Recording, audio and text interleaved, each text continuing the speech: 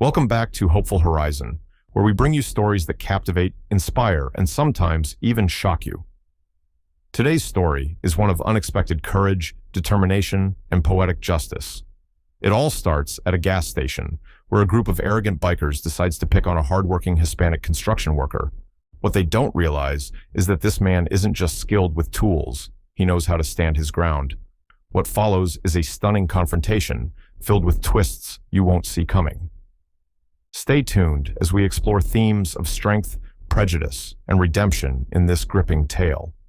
If you love stories where the underdog rises to the occasion and justice finds its way, don't forget to comment below and let us know what you think. Hit that subscribe button and tap the bell so you never miss a story from Hopeful Horizon. And tell us, where are you listening from? The sun hung low in the sky, casting a golden hue over the small town of Cedar Ridge. The air was thick with the scent of gasoline and the faint hum of cicadas, their rhythmic chirping blending with the distant rumble of engines. Miguel Rivera leaned against his dusty pickup truck, one hand resting on the gas pump, the other tapping the rhythm of the song playing softly through his earbuds. His boots were scuffed, his jeans frayed at the knees, and his flannel shirt bore the faint stains of a long day's work. He was a man who carried the weight of his labor with quiet pride, his calloused hands and sun-weathered skin telling the story of years spent building and repairing. Miguel had just finished a grueling shift at a construction site on the outskirts of town. The project, a new community center, was something he took pride in, knowing it would serve families like the one he'd grown up in. He glanced at his reflection in the truck's side mirror, wiping a streak of dirt from his cheek. His dark eyes were tired but content, his jawline firm, his expression calm. He was a man who had seen enough of the world to know that peace was something you had to fight for, even if the fight was just getting through another day. As the gas pump clicked off, Miguel removed the nozzle and screwed the cap back on his tank. He was about to climb into the driver's seat when the roar of motorcycles shattered the evening's tranquility. A group of bikers rolled into the gas station, their engines growling like beasts. There were 6 of them, clad in leather jackets adorned with patches and insignias that screamed rebellion. At the front of the pack was Jake, the gang's leader. He was a towering figure with a shaved head, a thick beard, and a permanent sneer etched into his face. His eyes, cold and calculating, scanned the area before landing on Miguel. Jake revved his engine, the sound echoing like a challenge, and the other bikers followed suit, creating a cacophony that made Miguel's ears ring. They parked their bikes in a semicircle around Miguel's truck, effectively trapping him. Miguel removed his earbuds, his expression neutral, but his body tense. He recognized the look in Jake's eyes, the kind of look that sought out weakness, the kind that thrived on intimidation. Well, Jake drawled, swinging his leg over his bike and sauntering toward Miguel. What do we have here? Looks like someone forgot to check their papers. The other bikers laughed, a harsh, grating sound that filled the air. Miguel remained silent, his gaze steady. He knew better than to engage. He'd dealt with men like Jake before, men who mistook silence for fear, who thought they could break someone just by raising their voice. "What's the matter, amigo?" Jake taunted, his voice dripping with mockery. "No habla inglés? Or are you just too scared to talk?" Miguel's jaw tightened, but he said nothing. He reached for the door handle of his truck, but one of the bikers, a wiry man with a snake tattoo coiled around his neck, stepped in front of him, blocking his path. "Not so fast," the man sneered. "Boss asked you a question." Miguel's eyes flicked to Jake, then back to the man in front of him. He could feel the tension thickening, the air growing heavier with each passing second. He knew where this was headed, but he also knew that losing his temper would only make things worse. Jake stepped closer, his boots crunching on the gravel. "You know, we don't take too kindly to illegals around here," he said, his voice low and menacing. "Maybe we should call ICE. Let them sort you out." Miguel's hands clenched into fists at his sides, but he forced himself to stay calm. He knew the truth. He was a U.S. citizen, born and raised in Texas, but he also knew that men like Jake didn't care about the truth. They only cared about power, about making others feel small. "Go ahead," Miguel said, his voice calm but firm. "Call them." Jake's sneer faltered for a moment, caught off guard by Miguel's defiance. But then he smirked, pulling out his phone. "You heard the man," he said to his gang. "Let's give ICE a ring. Maybe they'll give us a reward for turning in this wetback." The bikers laughed again, their voices echoing through the gas station. Miguel stood his ground, his mind racing. He knew he could take them if it came to a fight. His years of military training had prepared him for worse, but he also knew that violence would only escalate the situation. He needed to stay calm, to wait for the right moment. As Jake made the call, the bikers formed a loose circle around Miguel, their eyes gleaming with malice. Miguel could feel their stares, their hatred, but he refused to let it break him. He was a soldier, a builder, a man who had faced far greater challenges than a group of small-town bullies. And he would face this one the same way he faced everything else, with quiet strength and unshakable resolve. The minutes dragged on, each one feeling like an eternity. The bikers had grown restless, their initial amusement giving way to frustration as Miguel continued to stand his ground. Jake paced back and forth, his phone clutched in his hand, while the others leaned against their bikes, their eyes never leaving Miguel. "You think you're tough, don't you?" Jake spat, stopping in front of Miguel. "You think just because you don't talk, we're gonna let you walk away? Think again, amigo." Miguel didn't respond. His eyes were fixed on the horizon, where the sun was now a sliver of orange peeking over the hills. He could feel the weight of the bikers' stares, their anger simmering just beneath the surface. He knew it was only a matter of time before one of them crossed the line. It was Duke who made the first move. A hulking man with a beer belly and a permanent scowl, Duke had been itching for a fight since they arrived. He stepped forward, his boots kicking up dust, and shoved Miguel hard in the chest. "You deaf or something?" he growled. "Answer the man when he's talking to you." Miguel stumbled back a step, his hands coming up instinctively to defend himself. He could feel the heat rising in his chest, the anger threatening to boil over, but he forced it down. He wouldn't give them the satisfaction. Duke wasn't satisfied. He grabbed Miguel by the collar of his shirt, his breath reeking of alcohol and stale cigarettes. "You think you're better than us, huh? You think you can just ignore us?" Miguel's eyes narrowed, his patience wearing thin. He could feel the bikers closing in, their laughter ringing in his ears. He knew he couldn't hold back much longer. Then, with a sudden burst of movement, Miguel acted. He twisted out of Duke's grip, his movements fluid and precise. Before Duke could react, Miguel swept his legs out from under him, sending the larger man crashing to the ground. The bikers froze, their laughter dying in their throats as they stared at Miguel in shock. Jake was the first to recover. "You son of a..." he snarled, reaching for something at his waist. Miguel's eyes darted to Jake's hand, and his blood ran cold as he saw the glint of metal. A gun. "You think you're tough now?" Jake hissed, pointing the gun at Miguel. "Let's see how tough you are with a bullet in your chest." Miguel raised his hand slowly, his heart pounding in his chest. He could feel the weight of the gun's barrel trained on him, the tension in the air so thick it was almost suffocating. He knew he was out of options. He couldn't fight his way out of this, not with a gun pointed at him. But then, in the distance, he heard it, the faint wail of sirens. The sound grew louder, closer, and Miguel felt a flicker of hope. The bikers heard it too, their heads snapping toward the road as the flashing lights of police cars came into view. Jake's face twisted in rage. "You think this is over?" he spat, his finger tightening on the trigger. "This isn't over." Miguel didn't respond. He kept his eyes on Jake, his body tense, ready to move if he had to. But as the sirens grew louder, he knew that the real fight was just beginning.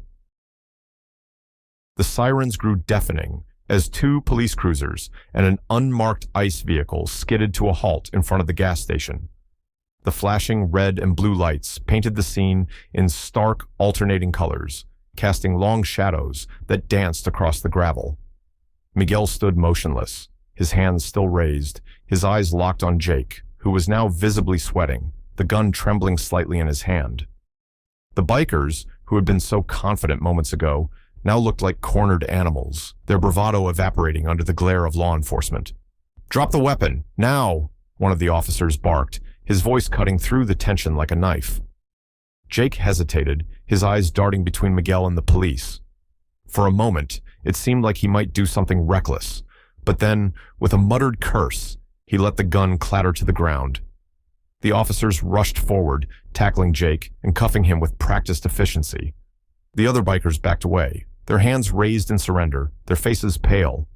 Miguel lowered his hands slowly, his breath coming in shallow gasps. He watched as Jake was dragged to his feet, his face twisted in rage. "You think this is over?" Jake spat, his voice hoarse. "You're dead, Rivera, you hear me? Dead." The officers ignored him, shoving him into the back of a cruiser. Miguel turned his attention to the ICE agents, who were now approaching him with stern expressions. One of them, a tall man with a neatly trimmed beard and a badge clipped to his belt, stepped forward. "Sir, we need to see your identification," he said, his tone firm but not unkind. Miguel nodded, reaching into his back pocket and pulling out his wallet. He handed over his driver's license and a small, laminated card that identified him as a U.S. citizen. The agent studied the documents carefully, his brow furrowing as he compared the photo to Miguel's face. After a moment, he handed them back. "Everything checks out," he said, his voice tinged with surprise. "You're free to go." Miguel nodded again, tucking his wallet back into his pocket. He glanced at the bikers, who were now being questioned by the other ICE agents. One of them, a younger man with a nervous expression, caught his eye. It was Ricky, the biker who had seemed uncomfortable earlier. Miguel could see the fear in his eyes, the way his hands shook as he handed over his ID. The ICE agent examining Ricky's documents frowned, his expression hardening. "This is a fake," he said, holding up the ID. "You're under arrest for immigration violations." Ricky's face crumpled and he sank to his knees, his hands clutching his head. "Please," he begged, his voice breaking. "I didn't mean to. I just wanted to survive. Jake, he said he'd protect us if we joined the gang. I didn't know what else to do." Miguel's chest tightened as he watched the scene unfold. He knew what it was like to feel trapped, to make choices out of desperation. He stepped forward, his voice calm but firm. "Wait," he said, addressing the ICE agent. "This man isn't a criminal, he's a victim. Jake exploited him, used him. He deserves a chance to make things right."